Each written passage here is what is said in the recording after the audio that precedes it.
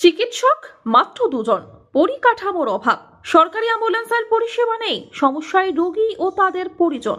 হরিশ্চন্দ্রপুর 1 ব্লকের কুশিদা উপস্বাস্থ্য কেন্দ্রে শনিবার পরিদর্শনে এলেন জেলা মুখ্য স্বাস্থ্য আধিকারিক। উপস্বাস্থ্য কেন্দ্রের বহির্বিভাগ ও আন্তঃবিভাগ পরিদর্শন করে শীঘ্রই পরিকাঠামো উন্নয়ন এবং ভালো চিকিৎসা পরিষেবার আশ্বাস দিলেন জেলা মুখ্য স্বাস্থ্য আধিকারিক সুদীপ্ত ভাদুরী। উপস্থিত ছিলেন হরিশ্চন্দ্রপুর গ্রামীণ হাসপাতালের ভারপ্রাপ্ত বিএমওএইচ ছোটন মণ্ডল ও জেলা পরিষদের কৃষি সেচ ও সমবায় কর্মাধ্যক্ষ রবিউল ইসলাম।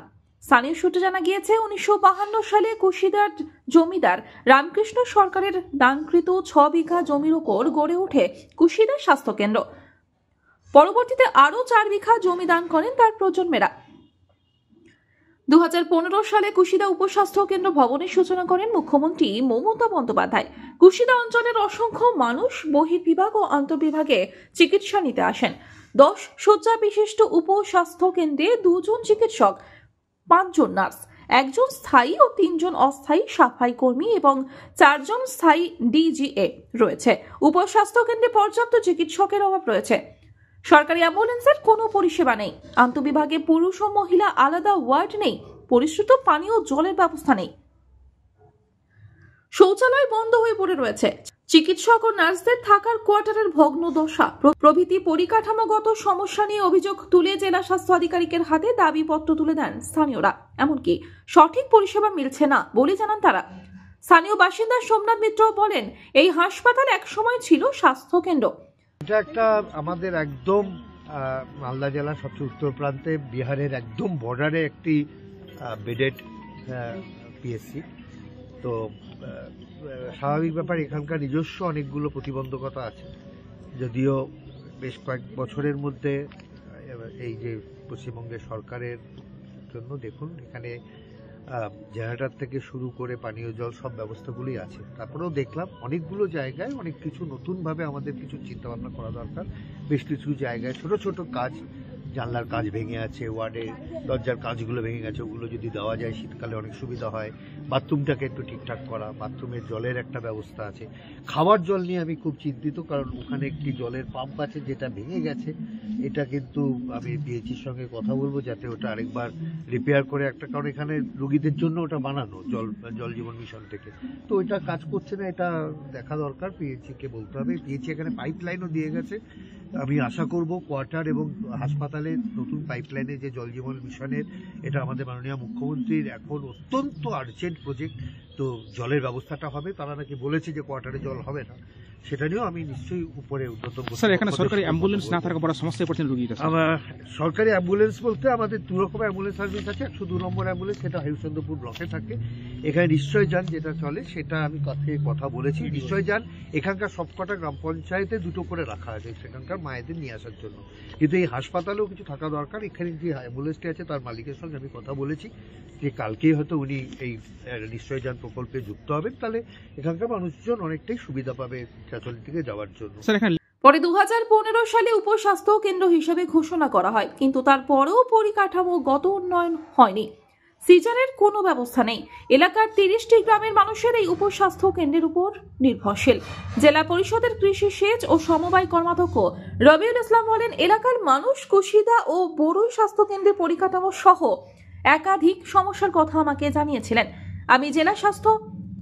আমি জেলা মুখ্য স্বাস্থ্য আধিকারিককে জানিয়েছিলাম। জেলা স্বাস্থ্য আধিকারিক সুদীপ্ত ভাদুরী বলেন, কুশিদা উপস্বাস্থ্য কেন্দ্র এবং বড়ুই স্বাস্থ্য কেন্দ্র নানান পরিকাঠামোর অভাব রয়েছে। রাজ্য স্বাস্থ্য ভবনে সমস্যার কথা জানানো হবে। ধীরে ধীরে পরিকাঠামো উন্নয়ন করা হবে এবং ভালো চিকিৎসা পরিষেবার ব্যবস্থাও করা হবে। টোটাল আমাদের হসপিটালটা ভিজিট করছেন এবং আমরা যে দাবিগুলো কিছু দাবি রেখেছি সেই দাবিগুলো উনি শুনেছেন ভালোভাবে।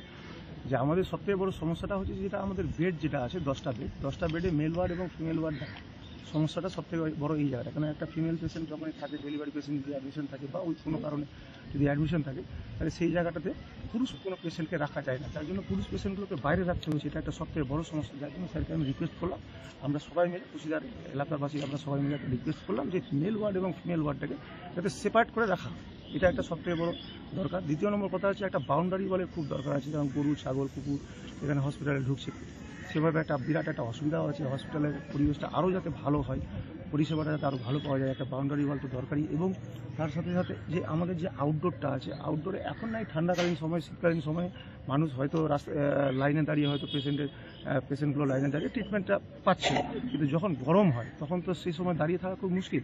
যার জন্য সেই সমস্ত জায়গায় আউটডোরে যেটা লাইনটা হয় সেই জায়গায় একটা শেডের জন্য রিকোয়েস্ট করলাম, এবং পেশেন্ট পার্টি যেখানে বসবে তার জন্য একটা শেডের জন্য আমরা রিকোয়েস্ট করলাম। এবং তার সাথে সাথে আমরা একটা ওই এলাকাটা আমাদের মোটামুটি একটা বড় জায়গা আছে হসপিটালটাতে, সেই জায়গাটাতে সঠিকভাবে নজরদারিটা করার জন্য আমরা সিসিটিভি ক্যামেরা আমরা ডিমান্ড করলাম, যে সিসিটিভি ক্যামেরা বসালে কিন্তু আমাদের এখানে মানে ডাক্তারবাবুদের দেখতে সুবিধা হবে।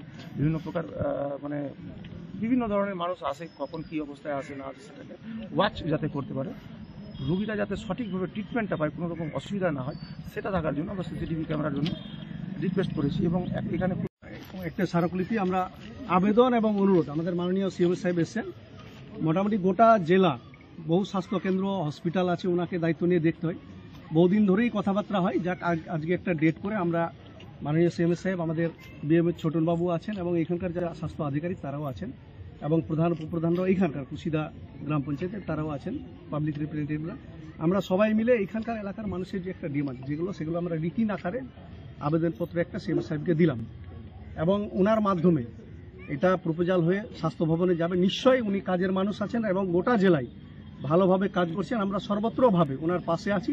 আমাদের শুধু এটুকু আবেদন এবং অনুরোধ যে বিহার এবং বেঙ্গলের শেষ সীমানা এইটা কুশিদা, এই যে হসপিটালটা, এখানকার প্রচুর গ্রামের মানুষ, আমাদের এখান থেকে হরিশনপুর 15 কিলোমিটার, চাচল 25 কিলোমিটার, প্রাথমিকভাবে যদি এখানকার পরিষেবাটা আমরা ট্রিটমেন্টটা এখানকার এলাকার মানুষ পেয়ে যায়, তাহলে অত দূরে আমাদেরকে তড়িঘড়ি করে যাওয়ার কিন্তু প্রয়োজন হবে না। এই জন্য আমি ওনাকে মানে আবেদন করেছিলাম, অনুরোধ করেছিলাম যে আপনি আসুন, এখানকার বিষয়গুলো একটু দেখবেন। উনি দেখেছেন, প্রত্যেকটা পার্ট ধরে ধরে দেখেছেন, ঘন্টা দুয়েক ধরেই সব জায়গাগুলো ভেরিফিকেশন করলেন, দেখলেন, এবং যা যা প্রয়োজনীয় জিনিস সেগুলো আমরা ওনার হাতে তুলে দিলাম। নিঃসন্দেহে উনি ওনার সাধ্যমতো। এই হাসপাতাল দীর্ঘদিনের হাসপাতাল, প্রায় 70 বছরের ঊর্ধ্বে হবে, তো চিকিৎসা হয় মোটামুটি। প্রাথমিক চিকিৎসাটার জন্য আমি রবিউল ইসলাম দাদা, জেলা পরিষদ রবিউল ইসলাম দাদাকে আমি আবেদন করেছিলাম যে দাদা এই হসপিটালের উন্নয়নের জন্য আপনাকে দেখতে হবে। তো দাদার উদ্যোগেই আজকে এই সিএম সাহেব এসছে। তো আপনারা কি কি দেখলেন, কি কি ঘাটতি রয়েছে, কি কি অভিযোগ করলেন আপনারা? এখানে অনেক ঘাটতি রয়েছে, যেমন অক্সিজেন, যেমন আরো 2-3টা অ্যাম্বুলেন্স হলে খুব ভালো হয়। একটা অ্যাম্বুলেন্স আছে, কিন্তু মানুষকে এখান থেকে চাচল রেফার করে দিলে 2500 টাকা ভাড়া দিতে হয়। এটা কি সরকারি অ্যাম্বুলেন্স না বেসরকারি? এটা আমাদের আছে বিধায়ক শেরের। মালদহ থেকে দেবুসিনা ও দেবাশিস পালের রিপোর্ট, আনন্দ বার্তা।